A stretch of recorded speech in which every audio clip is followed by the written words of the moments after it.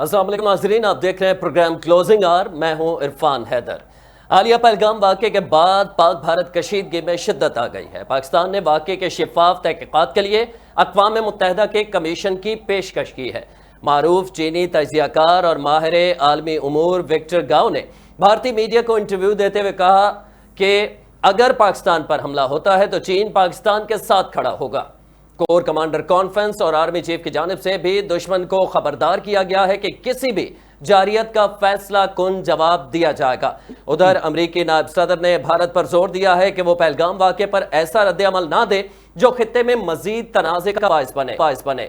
इससे कबल अमरीकी महकमा खारजा के तर्जुमान टैमी ब्रोस ने प्रेस ब्रीफिंग में बताया था कि अमरीकी वज़ीर खारजा मार्को रूबियो ने भारतीय मनसब जयशंकर और पाकिस्तान के वज़ीर आज़म शहबाज शरीफ से बुध को बात की थी, जिसमें सेक्रेटरी रूबियो ने दोनों मुल्कों से कहा कि वो ऐसा जिम्मेदाराना हल निकाले जिससे जनूबी एशिया में तवीलुल मुद्दती अमन और इलाकाई इस्तेहकाम बरकरार रहे।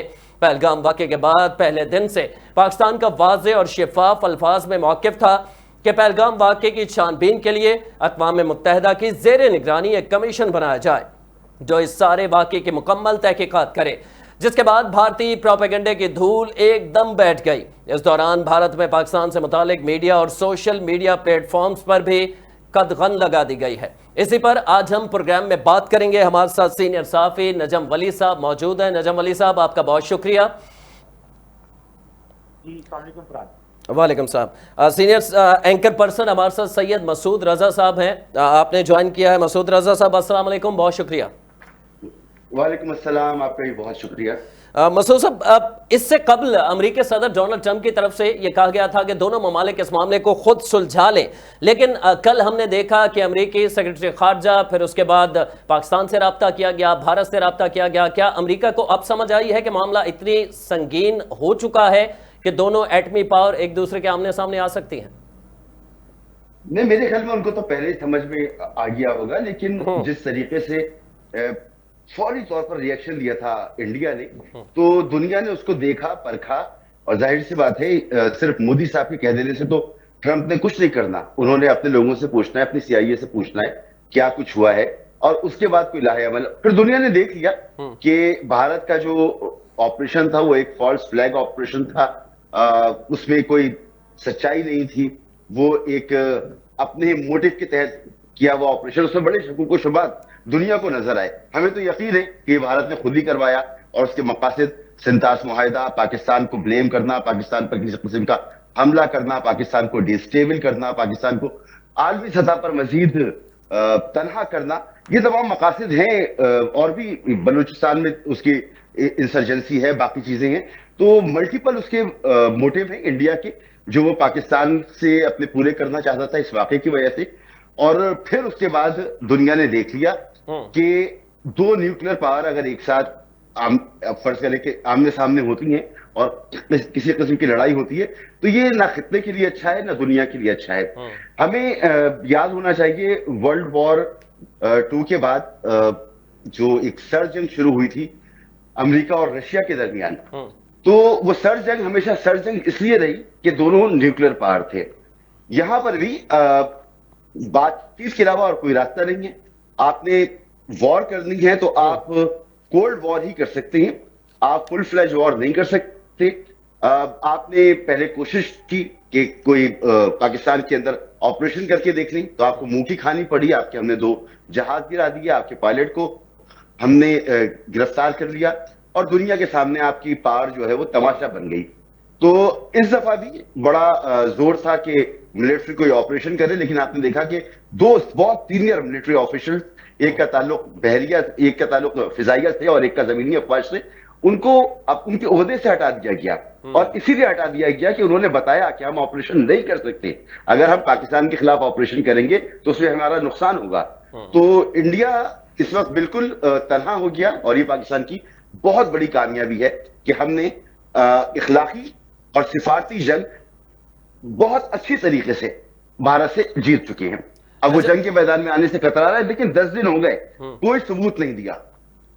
और यही बात जो है सारी दुनिया देख रही है कि कोई सबूत नहीं है भारत के दावों का, लिहाजा दुनिया आ रही है और अब उनको मोदी साहब को उनके बयानी से पीछे हटाने की कोशिश कर रही है। वो बयानिया जिसका खुद मोदी साहब शिकार हुए हैं सियासी तौर पर।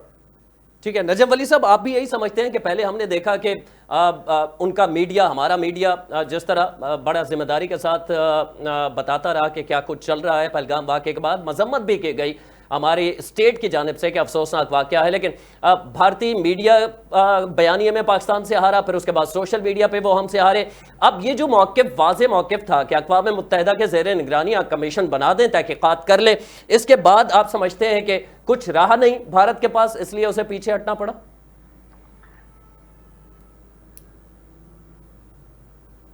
नजम वली साहब, आप मुझे सुन पा रहे हैं? तो जी जी, अब तक जी जी आवाज पहुंच रही है मेरी? जी जी। हाँ। फरहान देखिए, तोपों की, टैंकों की, बंदूकों की, हथियारों की लड़ाई तो अभी होनी है या नहीं होनी, ये मुझे नहीं पता कि भारत, क्योंकि अब कुछ जिस किस्म के आने शुरू हो गए हैं कि भारत शायद जिस किस्म की धमकियां दे रहा था उन धमकियों पर अमल न कर सके, जिस किस्म की बातें की जा रही थी वो न की जा सके। लेकिन उससे पहले एक दो किस्म की लड़ाइयां हमारी उससे जारी थी और 10 रोज से हम वो लड़ रहे हैं।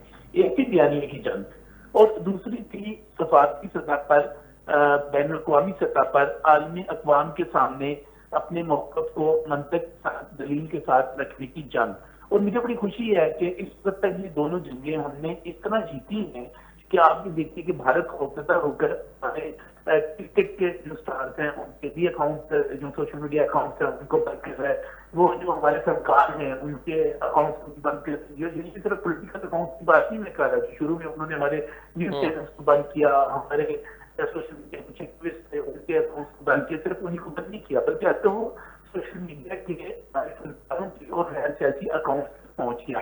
तो ये हमारी पता है, अगर वो हमारी बात सुनना ही नहीं चाह रहा, सुन ही नहीं पा रहा और ये समझ रहा है कि उसके लोग जो है उसको रिजेक्ट कर रहे हैं, उसकी बात तो हमारे अकाउंट तक की नहीं है। आपने बिहार की नेहा सिंह राठौर को सुना, उन्होंने जो बिहार में इन्होंने जाके तकरीर की और जिस किस्म का रिएक्शन दिया, नेहा जी तो एक फोक गुलकार है वहां की, उस पर गद्दारी का मुकदमा कायम कर दिया। फिर एक रोज पहले, 2 रोज पहले एक ज़ारा गिल है जो कि मशरकी पंजाब की गुलकारा है, उन्होंने सिख कम्युनिटी की तरफ तो एक गाना जारी किया कि हम पाकिस्तान को भूल कर भी, यानी कि हम भूल कर भी पाकिस्तान को मुर्दाबाद नहीं कह सकते। इस में को भी आप देखें, उसके बाद गरपतवंत सिंह जो है, जो कि सिक्स फॉर जस्टिस के सरबराह हैं, उन्होंने जो वीडियो जारी की और जिस तरह पटियाला के आर्मी कैंप के बाद पाकिस्तान जिंदाबाद और खालिस्तान जिंदाबाद के नारे जो है बहुत शॉकिंग हुई, वो बाकी चीजें उन्होंने कहा कि इसका साथ में दिया है। लेकिन मैं आपको सीधी सी बात बताऊं, इंडिया जो है इस वक्त तक अंदर से और बाहर से ये जंग हार चुका है। हथियारों की जब जंग होगी उसके लिए हमारी पाकिस्तान की फौज तैयार है, वो जवाब देना भी जानते हैं, उनको पता है किस तरह करना है। आज की कोर कमांडर कॉन्फ्रेंस भी वाज़ेह है। लेकिन जहां तक बयानिया की जंग है वो हम जीते हैं, भारत डिफेंसिव हुआ है, भारत को भागना पड़ा है। और उसके साथ साथ अब आलमी सतह पे देखिए, सलामती कौंसिल में एक मरतबा फिर भारत को जो एक उन्होंने 370 और 35 से खत्म करके कहा था कि जनाब कश्मीर हमारा अटूट अंग बन गया। एक मरतबा फिर जो पाकिस्तान है उसका मौकफ की जीत हुई। ट्रंप तक ने, देखिए उसके 1500 साल वाली बात को आप रहने दीजिए कि ये 1500 साल से इनका तनाजा है, उन्होंने तस्लीम किया, सलामती कौंसिल ने तस्लीम किया कि कश्मीर जो है ये पाकिस्तान और भारत के दरमियान मुतनाज़ा इलाका है। तो वो किधर गया आपका अटूट अंग बना लेना, किधर गया आपका ये कहना है कि कश्मीर जो है मसला नहीं रहा। फिर आप अपने खित्ते में आ जाए, आप ये देखिए कि चीन तो हमारे साथ था ही और इस मरतबा इतना खुल के आया है, वो एक अलग बात है। बांग्लादेश इस वक्त हमारे साथ है, आप बांग्लादेश को भी रहने दीजिए। नेपाल और श्रीलंका तो ये समझे जाते थे कि वो भारत की जेब में है, मॉरिशस उसकी जेब में है, वो कहां पर है? वो नेपाल इवन सार्क के इशू के ऊपर हमारे साथ खड़ा हुआ है, श्रीलंका उसके साथ नहीं खड़ा हुआ। तो आलमी सतह पे देखें, अमेरिका ने जो पहले दिन रिएक्शन दिया था, उन्होंने कहा कि हम इसका कोई पोजीशन नहीं ले रहे। और आज भी जिस तरह जेडी वेंस के बयान को लिया जा रहा है, मैं उसको जरा मुख्तलिफ लेता हूँ। लोग ये कह रहे हैं, जो मनफी उसकी एक्सप्लेनेशन कर रहे हैं, जरा वो कह रहे हैं कि कोई आप जवाब दे सकते हैं और उसको जवाब दिया जा रहा है। मेरे ख्याल में जेडी वेंस जो है वो पाकिस्तान के, मुझे तो वो बयान पाकिस्तान के हाथ में लगता है, भारत को वार्न करने वाला लगता है कि आपने कोई हमाकत नहीं करनी। तो हम यहाँ पर बहुत ही बेहतर पोजीशन में खड़े हुए हैं। कल क्या होगा मुझे नहीं पता, जंग होगी नहीं होगी उसका भी मुझे नहीं पता, लेकिन मैं इतना जरूर कह सकता हूँ कि अब कोई ऐसा मौका, ऐसी चीज रह नहीं गई कि आप कोई बड़ी जंग शुरू कर सके। हो सकता है आप छोटी छोटी झड़पें करें, हो सकता है आप जितना राफेल प्यारे उड़ाए, जितना आपने मंडल सेक्टर में या किसी और जगह पे कुछ बहुत हरकत की, आप इस किस्म की हरकतें करें अपने लोगों को सेटिस्फाई करने के लिए। लेकिन जंग देखें, भारत को भी देखना है, भारत को और मोदी को भी देखना है। आज भी भारत के अंदर, मैं मुंबई की बात कर रहा हूँ, मुंबई की कचरा कुंडी के ऊपर चले जाएं, लाखों लोग वहां पर रहते हैं। आज भी वहां के शहरों की सड़कों के ऊपर चले जाएं, वहां पर लाखों लोग जो हैं आज भी सड़कों पर सोते हैं। दावे वो बड़े बड़े करते हैं, आज तक वो अपनी पूरी पॉपुलेशन को लैट्रीन तक तो फराहम नहीं कर सके, वो जग देने जा रहे हैं। कैसी बात करते हैं? तो मैं ये समझता हूँ कि बड़के वो जितनी मर्जी मांग लें, उन्होंने एक सारे का सारा फॉल्स फ्लैग किया, वो साबित क्यों हो रहा है? तो अब डिफेंसिव हो रही हैं, वो हार रहे हैं। और पाकिस्तान को मैं अप्रिशिएट करूंगा, पाकिस्तान की वजारत इत्तलात को करूंगा, पाकिस्तान की ISPR को करूंगा, पाकिस्तान की वजारत खारजा को करूंगा। जिस तरह आप देखिए साहब को देखिए, मैं हैरान रह गया, वो सोमालिया और पनामा तक जो है फोन करके वजारत खारजा को इत्मीनान के ले रहे हैं। यानी कि हम कितना एग्रेसिवली काम कर रहे हैं। अमेरिका, बरतानिया, चीन, कतर, सऊदी अरब, इन ममालिक को तो फनाम रहने दें, हम सोमालिया को भी उसको भी अप्रोच कर रहे हैं, हम पनामा को भी अप्रोच कर रहे हैं, हम ऐसी ऐसी रियासतों को कर रहे हैं। तो मेरा ख्याल है we are playing very well. तो इंशाल्लाह ताला आगे भी चीजें बेहतर होंगी। बड़ा पॉजिटिव किरदार था आप ये कह रहे हैं। मैं मसूद रजा साहब आपसे जानना चाहूंगा, हमने जब देखा, जहां तक आप दाद दे रहे हैं हुकूमत को, रियासत को, बड़े बेहतरीन इकदाम किए गए, वहां पाकिस्तानी अवाम भी दाद के मुस्तहिक है, मैं ये समझता हूं। क्योंकि भारत के अंदर हमने देखा कि पहलगाम वाक़े के बाद जब भारत ने और उनके सोशल मीडिया ने प्रोपेगेंडा शुरू किया, तो मोदी के साथ चंद उनके पार्टी रहनुमाओं के अलावा कोई साथ नहीं खड़ा, ना ओपोजिशन उनके साथ खड़ी है, ना उनके अवाम उनके साथ खड़े हैं। यहां तक कि बहुत सारे ऐसे क्लिप्स आ रहे हैं सोशल मीडिया के ऊपर, जब उनसे सवाल किया जाता है कि पाकिस्तान पे भारत को हमला करना चाहिए, तो वो कहते हैं अमकाना हरकत होगी, भारत खुद इसमें नुकसान उठाएगा। लेकिन पाकिस्तान की अवाम एक पेज पर नजर आए, पाकिस्तान की सियासी जमातें एक पेज पर नजर आई। आप समझते हैं कि ये एक फतह की वाज़े एक वजह ये भी है मसूद रजा साहब?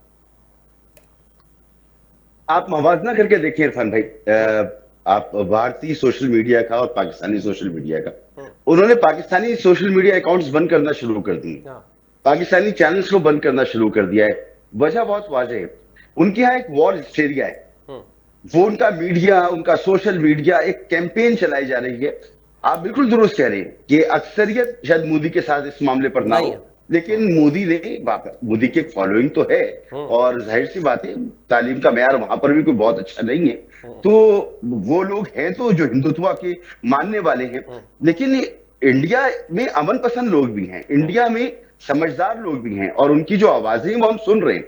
तो पाकिस्तान और भारत का जब आप सोशल मीडिया देखते हैं तो हमारे यहाँ तो मीम्स चल रही हैं। कोई कह रहा है कि इतवार को हमला नहीं करना, मुझे नानी के घर जाना है। कोई कह रहा है कि कराची में मत आना, सड़कों में फंस जाओगे। कोई कह रहा है कि यहाँ हमारे यहाँ लॉ एंड ऑर्डर की सिचुएशन अच्छी नहीं है, जंग दुबई में लड़ लेते हैं। तो हमारे यहाँ तो मीम्स चल रहे हैं, मुल्तान वाले कह रहे हैं कि मुल्तान में हमला नहीं करना, इसलिए चल रहे हैं कि अल्हम्दुलिल्लाह पाकिस्तानी कौम ने साल साल बरसों बरस अपने पेट पे पत्थर बांधकर अपने दिफा को मजबूत किया, और अल्हम्दुलिल्लाह हमारी मुसल्लह अफवाज इस काबिल है कि वो हर किस्म की जारियत का मुंह तोड़ जवाब दे सकती हैं, और वो साबित भी कर चुकी है। और इसी वजह से 10 दिन हो गए, भारत ने एक कोशिश की, उसने अपने 5 राफेल भेजे, और जब वो हमारी फिजाई हुदूद में दाखिल हुए, उनको पता चल गया कि हम कितने पावरफुल हैं, हमने उनके सिस्टम जैम्स कर दिए, वो रास्ता भटकने लगे और बहुत ही बदहवासी के साथ वापस भाग गए। इसके बाद अब उनकी हिम्मत नहीं है, क्योंकि जब पिछली दफा इस तरह का माहौल हुआ था तो यही कहा गया था ना कि जी हमारे पास राफेल्स होते तो हम इनसे निपट लेते।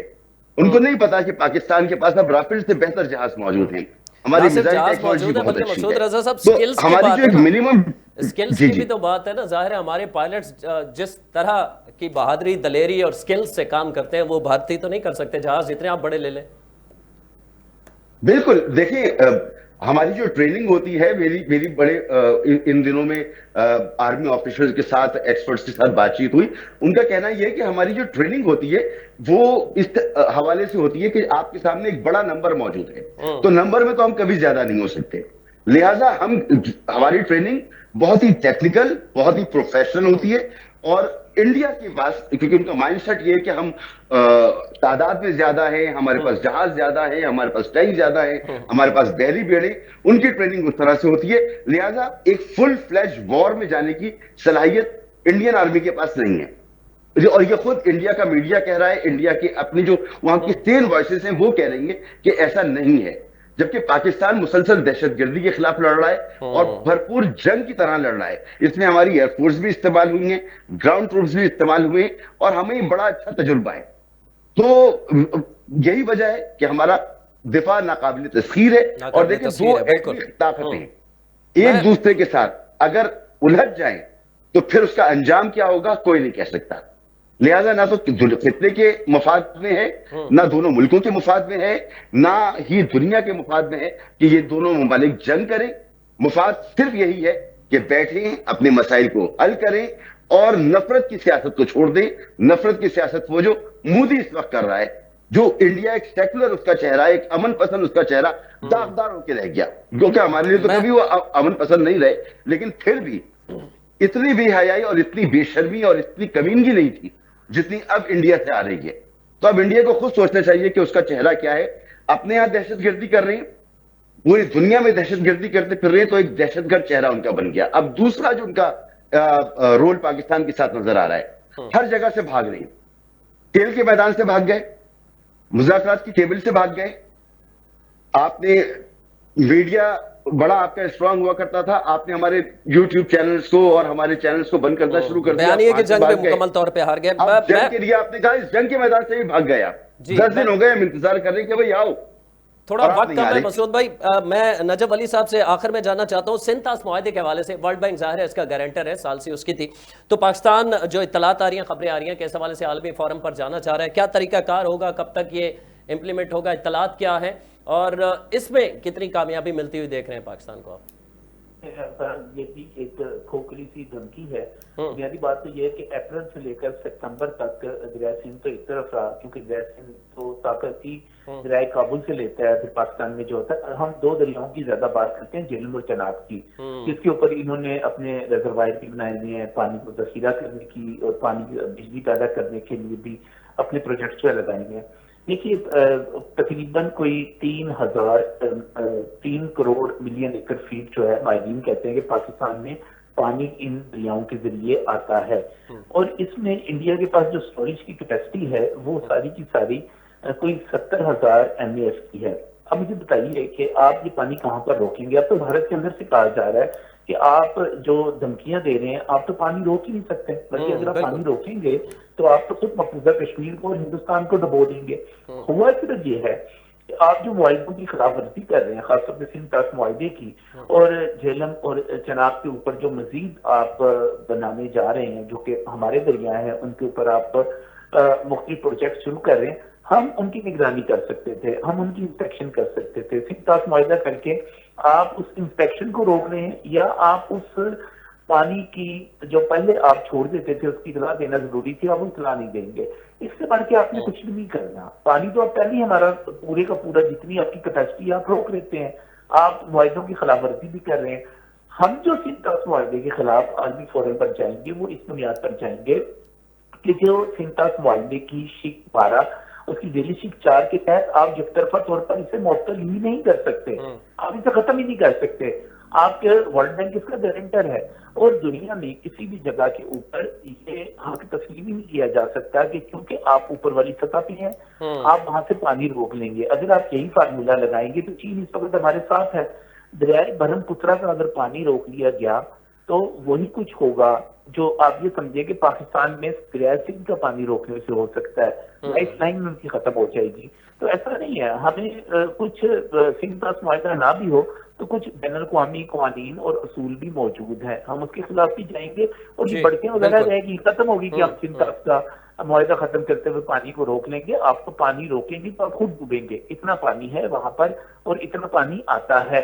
तो पाकिस्तान का मौक़िफ़ इस पर भी बड़ी वाज़ेह है, बड़ा क्लियर है। स्ट्रॉन्ग है। अब मैं कानून जहाँ पर नजब अली साहब, वक्त चूंकि कम है, 1 से 1.5 मिनट मेरे पास है, मसूद साहब से मैं जानना चाहूँगा सिंध ताश मुआहदे के हवाले से पाकिस्तान का मौक़िफ़ काफ़ी स्ट्रॉन्ग है और आप समझते हैं कि पाकिस्तान को आलमी फोरम्स पे भी अगर जाता है तो जाहिर है उसमें भी कामयाबी मिलेगी। देखिए, आलमी फोरम्स तो हमें बिल्कुल बेबस नजर आए ना। अभी फलस्तीन का जो मामला है आपने उसमें देख लिया, अक़वाम मुत्तहिदा, वर्ल्ड बैंक, IMF, यूरोपीय यूनियन, अरब लीग, कोई इस वक्त जो है ना कुछ नहीं कर सकता। और इंडिया भी अगर इस पर आ जाए तो फिर क्या होगा। लेकिन नजम भाई ने बिल्कुल ठीक कहा, पानी वो रोक नहीं सकता हमारा। और हमने तो वाज़ेह तौर पे कह दिया है कि अगर आपने पानी रोका तो ये एक्ट ऑफ वॉर होगा और फिर हमारे पास दिफा का हक है और हम हमला करेंगे। मामला फिर वही पहुंच जाएगा जंग पर। जंग वाला तो जंग से बचना है तो इंसानों की तरह रहे, सीधी तरह से रहे। पाकिस्तान ने बहुत बर्दाश्त कर दिया।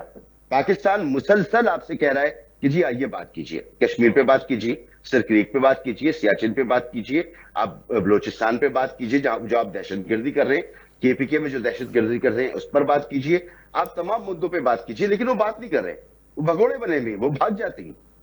तो पाकिस्तान कब तक बात करेगा आपसे? फिर उसी जबान में आपसे बात करनी पड़ेगी जो जबान आप समझते हैं। तो बेहतर यही है कि अब मोदी साहब बैकफुट पर हों, इंसान के बच्चे बने और अपनी आवाम में ये नफरत फैलाना बंद करें और फिर पाकिस्तान के साथ मुज़ाकरात की टेबल पर मुज़ाकरात के टेबल पर है। बहुत शुक्रिया senior anchor person Syed Masood Raza साहब हमारे साथ मौजूद थे और सीनियर सहाफ़ी नजम वली साहब ने हमें ज्वाइन किया था।